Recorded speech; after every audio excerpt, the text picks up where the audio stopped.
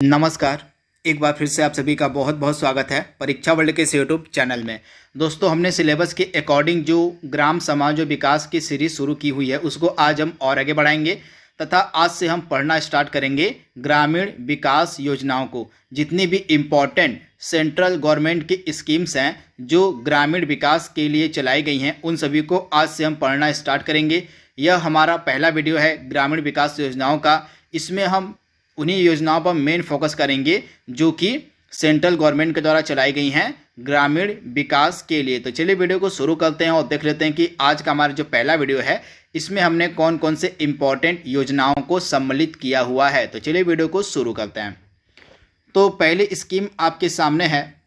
दोस्तों, हम जितनी भी इम्पोर्टेंट स्कीम्स को कवर करेंगे उनको हम पूरे डिटेल में कवर करेंगे। आपका एक एक पॉइंट में कवर कराते चलूँगा, कंप्लीट करवाते चलूँगा। जितनी भी इम्पोर्टेंट स्कीम्स हम कवर करेंगे उनका एक एक पॉइंट हम डिस्कस करते हुए चलेंगे। तो पहला स्कीम आपके सामने जो कि काफ़ी इंपॉर्टेंट हो सकती है आपके एग्जाम के लिए।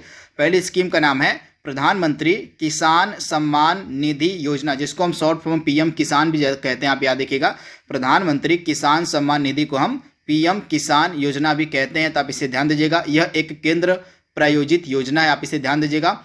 इसकी शुरुआत जो है प्रधानमंत्री नरेंद्र मोदी के द्वारा लघु एवं सीमांत किसानों को आर्थिक सहायता प्रदान करने के लिए चलाई गई थी यह स्कीम। तो आप इसे ध्यान दीजिएगा। इस योजना के तहत जो पात्र किसान होंगे उनके परिवारों को प्रतिवर्ष 6,000 रुपये की दर से प्रत्यक्ष आय सहायता उपलब्ध करवाई जाती है। यानी कि प्रधानमंत्री किसान सम्मान निधि के तहत प्रतिवर्ष जो पात्र किसान होते हैं उनके परिवार को 6,000 रुपये मुहैया कराए जाते हैं। तो पहला फैक्ट आपको याद रखना है कि किसान सम्मान निधि जो है आपकी पीएम किसान योजना जो है इसके अंतर्गत प्रतिवर्ष 6,000 रुपये की राशि उपलब्ध करवाई जाती है। तथा यह जो आपकी 6,000 रुपये की राशि है यह 3 किस्तों में 2,000 रुपये करके दी जाती है। तो यह फैक्ट भी आपको याद रखना है। 3 किस्तों में 2,000 रुपये करके यह जो राशि है 6,000 की वह उपलब्ध करवाई जाती है पात्र किसानों को। तो आप इसे ध्यान दीजिएगा। आरंभ में जो यह योजना थी केवल लघु एवं सीमांत किसानों यानी कि 2 हेक्टेयर से कम जोत वाले जो किसान थे उनके लिए शुरू की गई थी, किंतु 31 मई 2019 को कैबिनेट के द्वारा लिए गए निर्णय के उपरांत यह जो योजना थी देश भर के सभी किसानों हेतु लागू कर दी गई। तो यह फैक्ट भी आपको याद रखना है।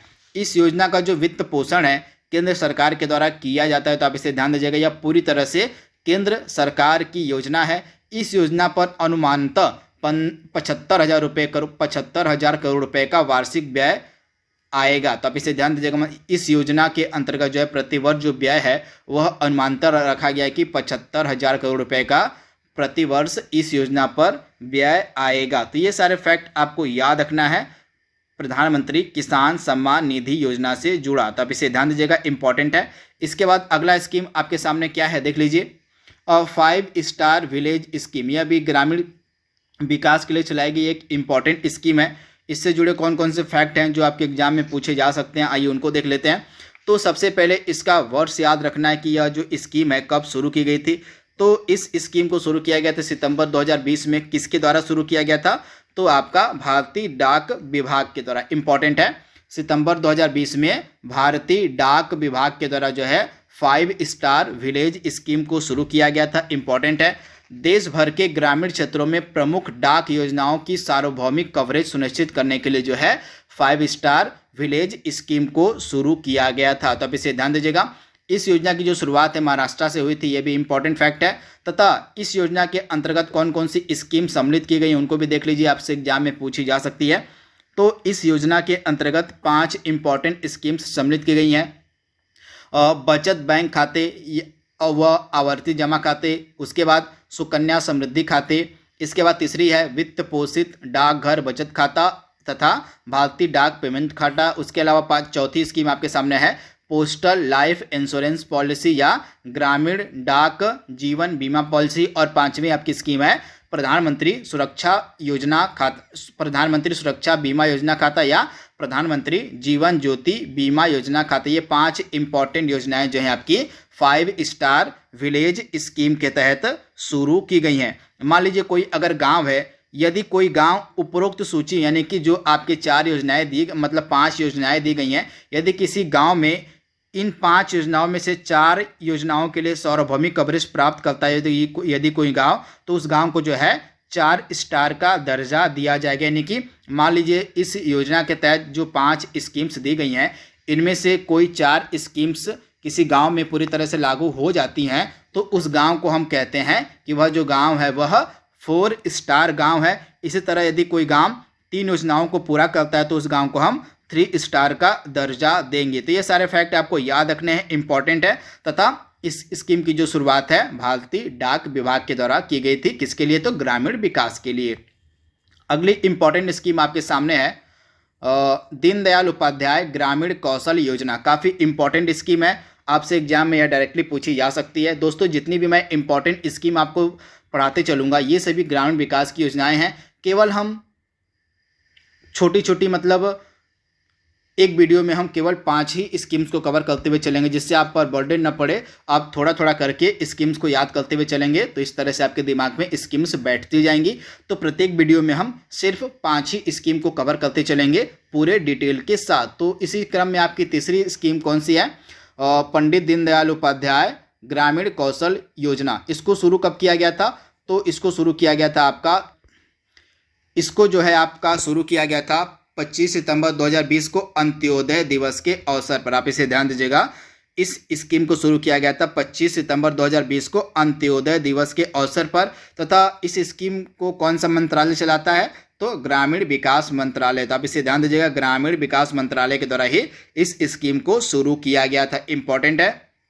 तथा इस स्कीम का जो स्थापना दिवस मनाया गया था तो इस स्कीम के स्थापना दिवस को कौशल से कल बदलेंगे कार्यक्रम के रूप में मनाया गया। तो यह भी आप याद रखिएगा कि आपको ऑप्शन में दे देगा, आपसे प्रश्न पूछ लेगा कि निम्नलिखित में से किस स्कीम का संबंध कौशल से कल बदलेंगे से है। तो आपको याद रखना पड़ेगा कि जो दीनदयाल उपाध्याय ग्रामीण कौशल योजना, इसका संबंध किससे है? तो कौशल से कल बदलेंगे। तो इसे भी आप याद रखिएगा, इंपॉर्टेंट ये फैक्ट है जिसको मैंने हाईलाइट किया हुआ है। इसके बाद यह जो स्कीम है, यह जो योजना है, गरीब ग्रामीण युवाओं को नौकरियों में नियमित रूप से न्यूनतम मजदूरी के बराबर या उससे अधिक मासिक मजदूरी प्रदान करने का लक्ष्य रखती है। तो इसे भी आप ध्यान दीजिएगा। इसके बाद यह जो स्कीम है, यह स्कीम ग्रामीण विकास मंत्रालय भारत सरकार के द्वारा ग्रामीण आजीविका को बढ़ावा देने के लिए की गई एक पहल में से एक है। यानी कि ग्रामीण आजीविका को बढ़ावा देने के लिए जो है इस स्कीम को शुरू किया गया था, जिसका नाम है पंडित दीनदयाल उपाध्याय ग्रामीण कौशल योजना। तो आप इसे ध्यान दीजिएगा, ये सभी फैक्ट आपको याद रखना है, बिल्कुल दिमाग में बैठा लेना है, क्योंकि इन्हीं फैक्ट्स में से आपके एग्जाम में लेखपाल की परीक्षा में प्रश्न पूछे जाएंगे। अगली इंपॉर्टेंट स्कीम आपके सामने है प्रधानमंत्री किसान मान धन योजना। इसको आप प्रधानमंत्री किसान सम्मान निधि से कंफ्यूज मत कीजिएगा, वह दूसरी योजना है, यह एक दूसरी योजना है। तो आपकी जो प्रधानमंत्री किसान मान धन योजना है, इसको शुरू किया गया था 12 सितंबर 2019 को। इंपॉर्टेंट है, तो यह डेट भी आपको याद रखना है। इसके अलावा इसकी जो शुरुआत थी झारखंड के रांची से की गई थी। तथा यह जो योजना थी लघु व सीमांत किसानों को, कृषकों को पेंशन योजना के रूप में इसको शुरू किया गया था। यानी कि लघु व सीमांत कृषकों हेतु पेंशन योजना के रूप में जो है इस स्कीम को शुरू किया गया था, प्रधानमंत्री किसान मानधन योजना। इसका उद्देश्य क्या था इस स्कीम का? सीमांत एवं लघु किसानों को सामाजिक सुरक्षा व वृद्धावस्था में संरक्षण प्रदान करना। तो इसे आप ध्यान दीजिएगा। इसका क्रियान्वयन कौन करता है? तो कृषि एवं किसान कल्याण मंत्रालय के द्वारा जो है इस स्कीम का क्रियान्वयन किया जाता है। तो इसे आप याद रखिएगा, इस स्कीम का जो क्रियान्वयन है कृषि एवं किसान कल्याण मंत्रालय के द्वारा किया जाता है। इसके अलावा इस स्कीम में सम्मिलित होने के लिए जो प्रति माह का अंशदान है वो कितना रखा गया है? तो इस स्कीम में सम्मिलित होने के लिए प्रति माह का अंशदान वो है कितना है? तो जितने भी किसान इस स्कीम में सम्मिलित होना चाहते हैं वे किसान 55 रुपये से लेकर 200 रुपये प्रति माह अंशदान से 60 वर्ष की आयु पूरी होने पर 3000 रुपये प्रति माह की न्यूनतम पेंशन पा सकते हैं। यानी कि जो किसान इस योजना के अंतर्गत 55 रुपये से लेकर 200 रुपये तक प्रति माह का अंशदान करते हैं तो 60 साल की आयु जैसे वे किसान पार करते हैं तो उनको प्रति महीने 3000 रुपये पेंशन के रूप में दिए जाएंगे इस योजना के तहत। तथा इसमें जो आयु सीमा वो कितनी रखी गई है?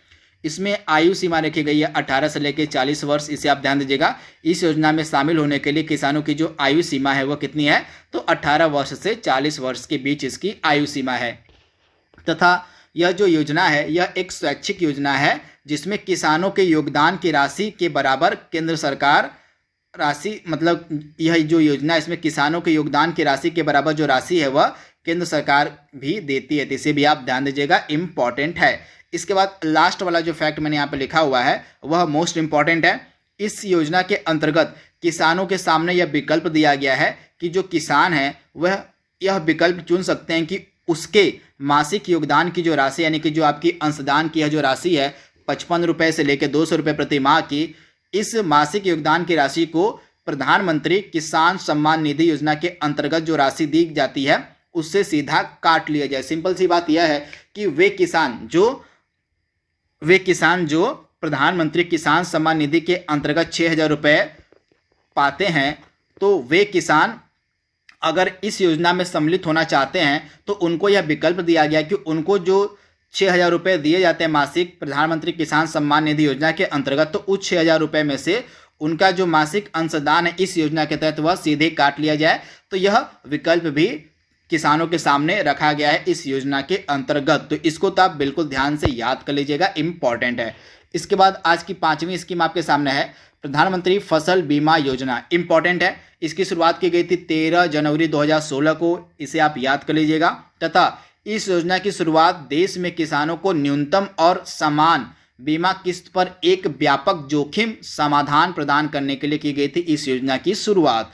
यह जो योजना है किसानों को फसल की विफलता, यानी कि किसानों की फसल को खराब होने की स्थिति में एक व्यापक बीमा कवर प्रदान करती है, जिससे किसानों की आय को स्थिर करने में मदद मिलती है। इसका स्कोप क्या है, इस स्कीम का दायरा क्या है? वे सभी खाद्य और तिलहनी फसलें तथा वार्षिक, वाणिज्यिक और बागवानी फसलें जिनके लिए पिछली उपज के आंकड़े उपलब्ध हैं, वे सभी फसलें इस योजना के अंतर्गत सम्मिलित की जाती हैं। तथा इसमें बीमा किस्त कितनी रखी गई है? तो इसकी जो बीमा किस्त है, बीमा प्रीमियम है, वह खरीफ की फसलों के लिए 2% है, सभी रबी फसलों के लिए 1.5% है, और वाणिज्यिक तथा बागवानी फसलों के मामले में बीमा किस्त जो है आपकी 5% रखी गई है। तो ये प्रतिशत तो आपको याद रखना है कि बीमा की जो प्रीमियम है वह खरीफ की फसलों के लिए कितना है, रबी की फसलों के लिए कितना है, और वाणिज्यिक और बागवानी फसलों के लिए जो बीमा का प्रीमियम है वो कितना है, कम से कम इसको तो आपको याद रखना है। तो दोस्तों यहाँ पे हमने 5 इंपॉर्टेंट स्कीम्स को कवर कर लिया है